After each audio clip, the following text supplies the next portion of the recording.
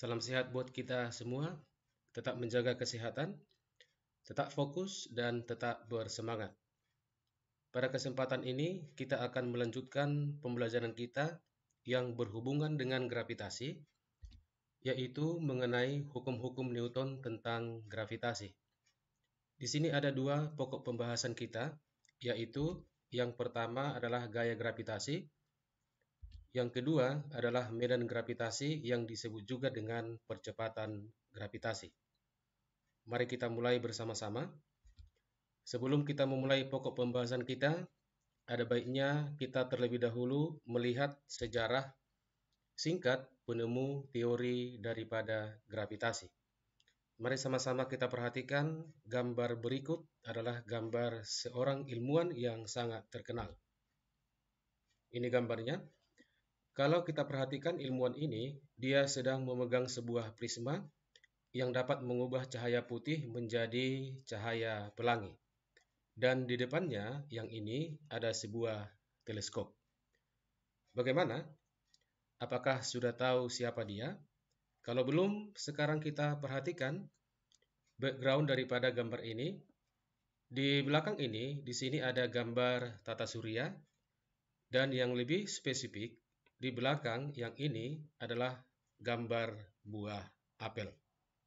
Kalau masih penasaran, baik langsung kita perhatikan yang berikut ini. Dia adalah Isaac Newton yang lahir di Inggris tahun 1642. Diperkirakan tidak bisa bertahan hidup lama karena lahirnya adalah prematur. Kisah ketika dia sedang termenung di taman, kemudian melihat apel jatuh dari pohonnya, menjadi titik awal pemikirannya tentang gravitasi.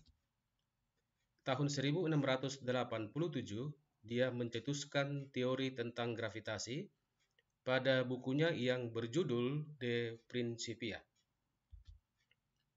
Mendapat gelar kehormatan Sir tahun 1705 dari Kerajaan Inggris karena prestasinya yang sangat luar biasa di bidang sains, sehingga namanya menjadi Sir Isaac Newton. Mempelajari banyak ilmu, yaitu sains, filsafat, ekonomi, dan teologi, karena dia ingin menjawab semua misteri yang ada di alam semesta. Yang terakhir, Isaac Newton dikenal sebagai Bapak Fisika Klasik. Baiklah, kita akan memulai pokok pembahasan kita. Bagian A, kita akan mempelajari, yaitu gaya gravitasi. Hukum gravitasi Newton menyatakan bahwa gaya tarik gravitasi yang bekerja antara dua benda sebanding dengan massa masing-masing benda dan berbanding terbalik dengan kuadrat jarak kedua benda. Selanjutnya kita perhatikan gambar yang berikut ini. Nah, di sini ada dua benda, ya. Ini benda 1, benda 2, masing-masing dengan massa M1 dan M2. Kemudian jarak kedua pusat daripada benda 1 dan benda 2 itu kita misalkan sejauh R, maka kedua benda ini akan mengalami gaya gravitasi. Kalau kita meninjau dari benda M1, maka arahnya adalah seperti ini. Arahnya akan menuju benda M2 karena gaya yang terjadi adalah gaya tarik, ya. Gaya tarik berarti gayanya akan menuju benda yang ada di sekitarnya. Selanjutnya, apabila kita memperhatikan atau meninjau dari benda M2, maka arah gayanya akan ke kiri seperti ini. Dia akan mendekati benda yang ada di sekitarnya. Di mana gaya gravitasi yang terjadi antara kedua benda ini secara matematis dirumuskan sebagai berikut. F sama dengan G dikali M1 dikali M2 dibagikan dengan R kuadrat. Di mana F adalah gaya gravitasi bersatuan Newton, M1 adalah massa benda pertama satuan kilogram, M2 massa benda kedua satuan kilogram, R adalah jarak antara kedua benda satuan meter, sedangkan G adalah tetapan gravitasi di mana nilainya sudah tertentu, yaitu 6,673 kali 10 pangkat negatif 11 Newton meter kuadrat per kilogram kuadrat. Selanjutnya adalah mengenai resulutan gaya gravitasi yang kita simbolkan dengan huruf R kapital.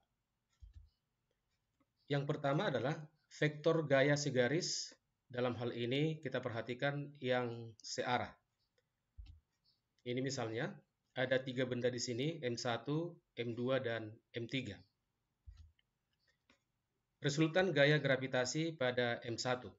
Berarti yang ditanya adalah resultan pada M1, sehingga pada M1 kita akan melukiskan gaya gravitasi yang dialaminya dari pengaruh M2 dan juga pengaruh M3. Yang pertama kita perhatikan dan kita lukiskan gaya yang terjadi antara M1 dan M2.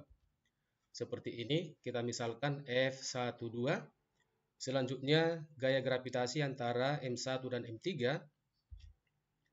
Ini kita sebut sebagai F13.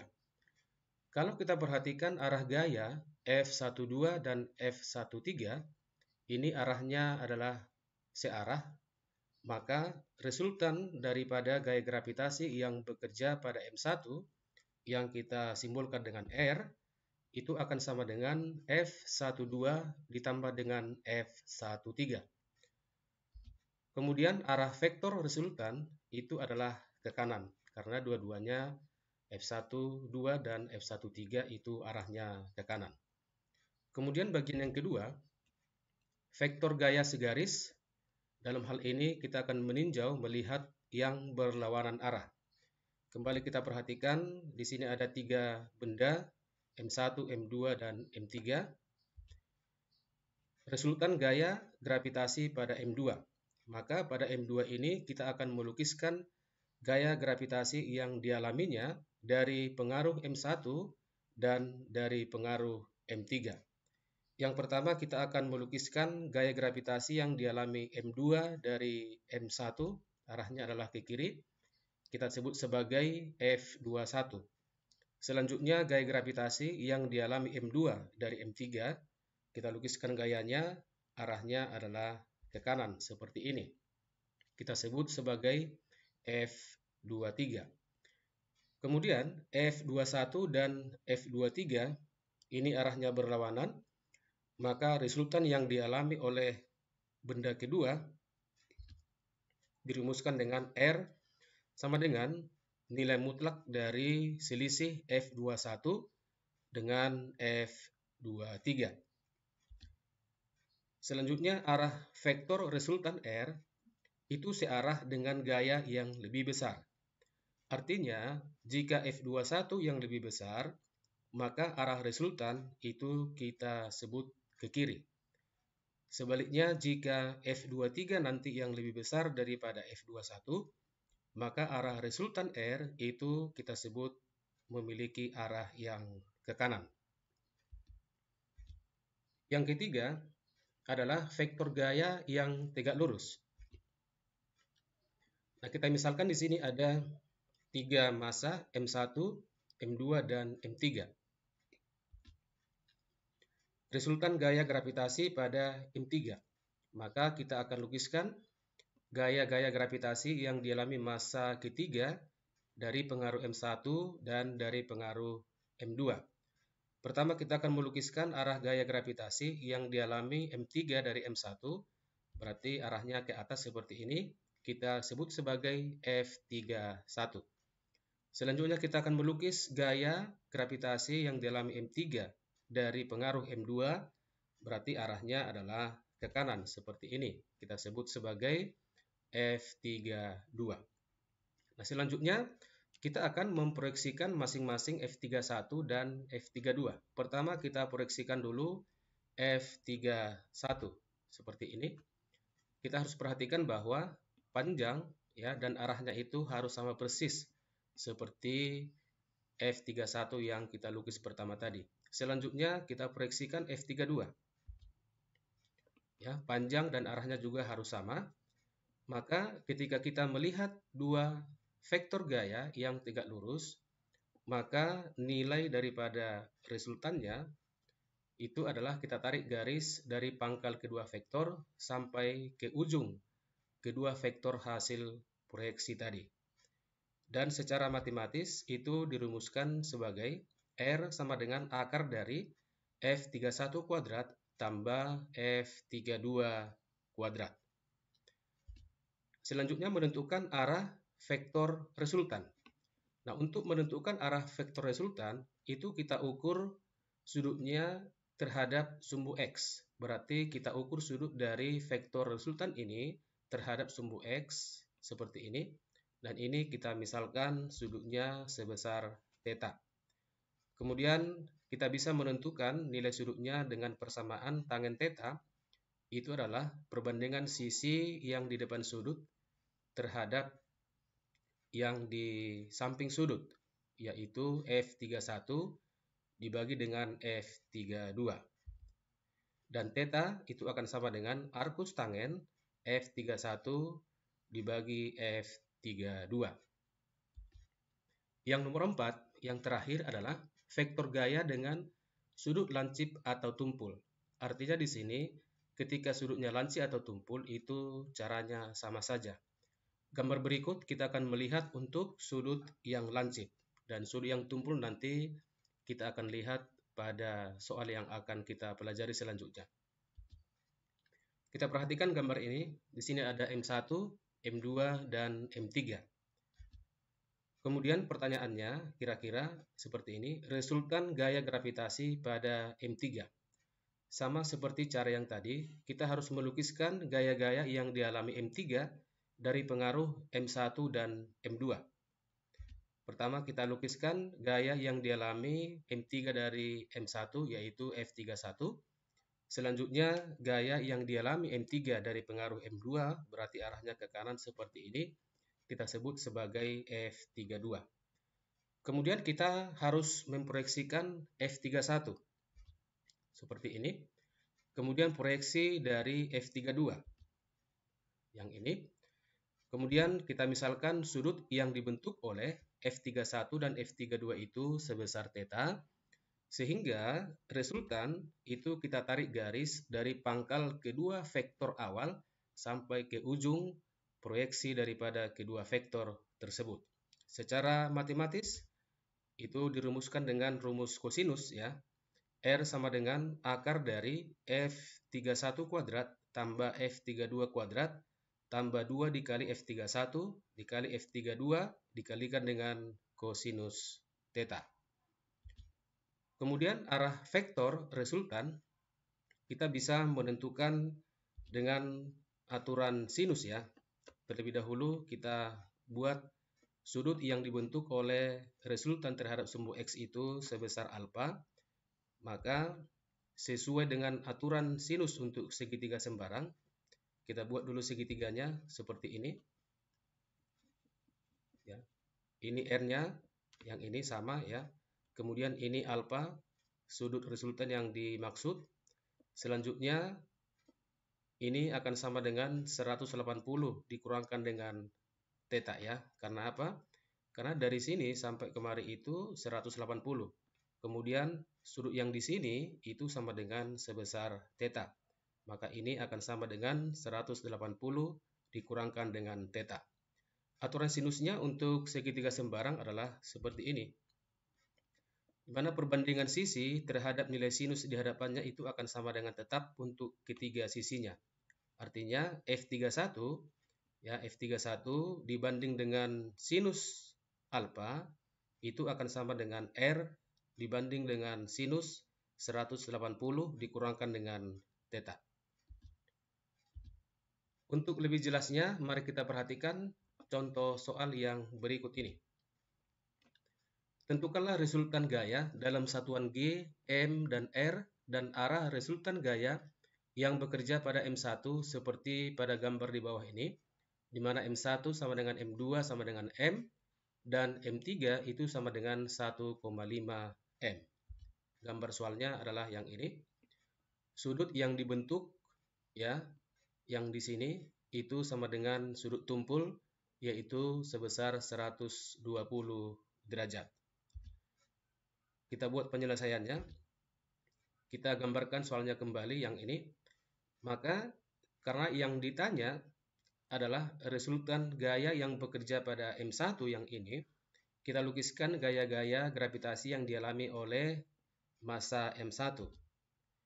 Yang pertama adalah F12, kemudian F13. Selanjutnya kita proyeksikan masing-masing gaya yang sudah kita lukis. Ini proyeksi F12. Ini adalah proyeksi dari F13. Kemudian resultannya kita lukiskan. Kita tarik garis dari pangkal kedua vektor awal sampai ke ujung proyeksi kedua vektor. Kemudian F12 itu akan sama dengan G kali M1 kali M2 dibagikan dengan R kuadrat. Kita masukkan nilai M1 dan M2, maka F12 itu akan sama dengan G M kuadrat dibagikan dengan R kuadrat. Selanjutnya kita buat persamaan untuk F13. Akan sama dengan G, M1 sama dengan M, M2-nya 1,5 M, kemudian R-nya sama dengan 1,5 R dipangkat dengan 2, maka F13 itu akan sama dengan 2/3 G M kuadrat dibagikan dengan R kuadrat. Selanjutnya kita bisa membuat hubungan antara F13 dengan F12. Maka F13 itu akan sama dengan 2/3 dari F12. Selanjutnya kita buat persamaan untuk resultan yang sudah kita buat tadi. Maka R akan sama dengan F12 kuadrat tambah F13 kuadrat tambah 2 dikali F12 dikali F13 dikalikan dengan kosinus 120 derajat. Perlu diingat bahwa kosinus 120 derajat itu akan sama dengan negatif setengah. Sehingga R akan sama dengan F12 kuadrat, kita gantikan F13, tambah 2/3 F12 kuadrat, tambah 2 dikali F12 dikali 2/3 F12 kosinus 120 derajat. Sehingga R akan kita peroleh besarnya sama dengan 1/3 akar 7 F12. F12-nya kita ganti tadi, yang ini, maka R akan sama dengan 1/3 akar 7 G M kuadrat dibagi dengan R kuadrat. Maka jawabannya adalah dalam G, dalam M, dan dalam R. Kemudian untuk menentukan arah resultan vektor, kita buat gambar segitiganya. Ya. Ini adalah R, kemudian sudutnya kita misalkan tadi sama dengan alfa, ya. Kemudian sudut ini sama dengan 60 derajat. Ini kenapa 60 derajat? Kita perhatikan dulu gambar ini. Kalau kita tarik garis dari sini sampai kemari, ya, maka ini sama dengan 120. Kemudian ini atau ini akan sama dengan 60 derajat. Dengan aturan sinus, kita akan bisa menentukan arah vektor daripada resultan R. Maka F12 dibagi sinus alfa sama dengan R dibagi sinus 60 derajat. Sinus 60 derajat itu sama dengan setengah akar 3. Sehingga F12 dibagi sinus alfa sama dengan 1/3 akar 7. F12 dibagikan dengan setengah akar 3. Kita matikan ruas kiri dan ruas kanan yang ada F12 yang ini. Sehingga sinus alfa akan sama dengan 3 akar 3 dibagi dengan 2 akar 7. Dengan kalkulator itu hasilnya sama dengan 0,982. Atau alfa sama dengan arkusinus 0,982. Dengan bantuan kalkulator, maka nilai sudutnya kita akan bisa peroleh, yaitu sebesar 79 derajat. Selanjutnya kita masuk pada pokok pembahasan kita yang berikutnya bagian B, yaitu medan gravitasi yang sama dengan percepatan gravitasi. Kuat medan gravitasi adalah besarnya gaya gravitasi tiap satuan massa benda yang mengalami gaya gravitasi. Kita perhatikan gambar berikut ini. Kita misalkan ini adalah gambar bumi dengan massa M dan jari-jari R. Selanjutnya, setinggi H diukur dari permukaan bumi ada sebuah benda yang bermassa M. Dan kalau kita ukur jaraknya dari pusat bumi, itu misalkan sejauh R.